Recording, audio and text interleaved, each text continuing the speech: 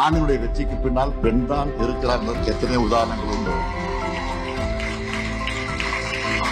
என்னுடைய வெற்றிக்கு பின்னாலும் என்னுடைய மனைவி தான்.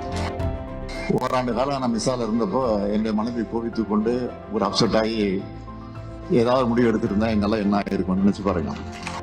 மணமகனத்தில் நான் பணிவோடு கேட்ட விழுவது, பொண்டாட்டி சொன்னா கேட்டுக்கணும். நம்ம ஆட்சி வந்ததுக்கு பிறகு பெண்களுக்கு தான் அதிகமான திட்டங்களை சாதனைகளை படைச்சுக்கிட்டு இருக்கிறோம்.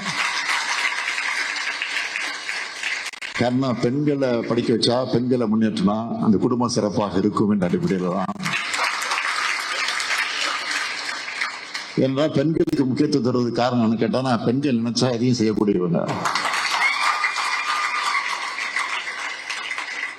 அதனாலதான் பெண்களுக்கு அதிகமான முக்கியத்துவத்தை தந்து கொண்டிருக்கிறோம். இன்னும் கூட சொல்லணும்னா, ஒரு ஆணினுடைய வெற்றிக்கு பின்னால் பெண் தான் இருக்கிறார் என்பதற்கு எத்தனை உதாரணங்கள் உண்டு. என்னுடைய வெற்றிக்கு பின்னாலும் என்னுடைய மனைவி தான்.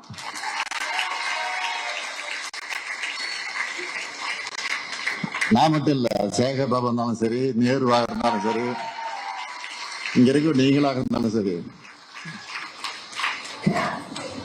ஓராண்டு காலம் நான் மிஸ்ஸால இருந்தப்போ என்னுடைய மனைவி கோபித்துக் கொண்டு ஒரு அப்செட் ஆகி ஏதாவது முடிவு எடுத்திருந்தா என்னால என்ன ஆயிருக்கும் நினைச்சு பாருங்க.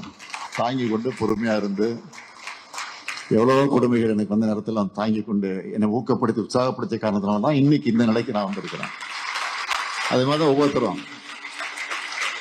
அதனாலதான் மணமக்கள் நான் கேட்டுக்கொள்ள விரும்புவது, மணமகனத்தில் நான் பணிவோடு கேட்ட விரும்புவது, பொண்டாட்டி சொன்னா கேட்டுக்கணும் என்ற அந்த நிலையில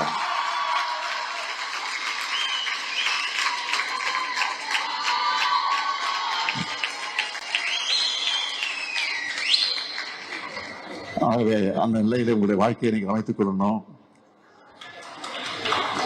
இன்னும் கொஞ்ச நேரத்தில் மனவிழா நடத்தி வைக்க போறேன். நடத்தி வைக்க இருக்கக்கூடிய மணமக்களை நான் அன்போடு கேட்டுக்கொள்ள விரும்புவது, அழகான குழந்தைகளை நீங்கள் பெற்றெடுக்க இருக்கிறீங்க. அழகான குழந்தை பெற்றெடுக்க தான் அவசரப்பட வேண்டாம், பொறுமையா.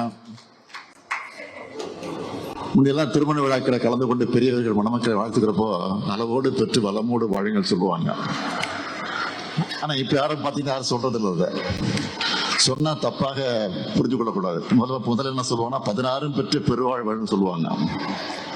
இப்போ என்னன்னா, 16 பெற்று பெருவாழ்வு சொல்றதை விட அளவோடு பெற்று வளமோடு வாழுன்னு தான். இப்போ முன்பெல்லாம் பாத்தீங்க, ஒரு சிவப்பு முக்கோணம் போட்டு நாம் இருவர் நமக்கு மூவர்னு போடுவாங்க. அது படிப்படியாக குறைஞ்சி நாம் இருவர் நமக்கு இருவர்னு போட்டாங்க. இப்ப என்ன, நாம் இருவர் நமக்கு ஒருவர். நாளைக்கு இதுவும் மாறலாம், நாம் இருவர் நமக்கு ஏன் இன்னொருவர் என்று சொல்லி நடந்தாலும் ஆச்சரியம் இல்லை. செய்திகளை உடனுக்குடன் தெரிந்து கொள்ள கீழ்கண்ட கேபிள் மற்றும் டிடிஹெச் நெட்வொர்க்குகளில் எம்நாடு செய்தி தொலைக்காட்சியை காணுங்கள். பாதகம் செய்பவரை கண்டால் நாம் பயம் கொள்ளலாகாது பாப்பா. மோதி மிதித்துவிடு பாப்பா, அவர் முகத்தில் உமிழ்ந்துவிடு பாப்பா. அண்மை செய்திகளை உடனுக்குடன் தெரிந்து கொள்ள இணைந்திருங்கள் எம்நாடு தொலைக்காட்சியுடன்.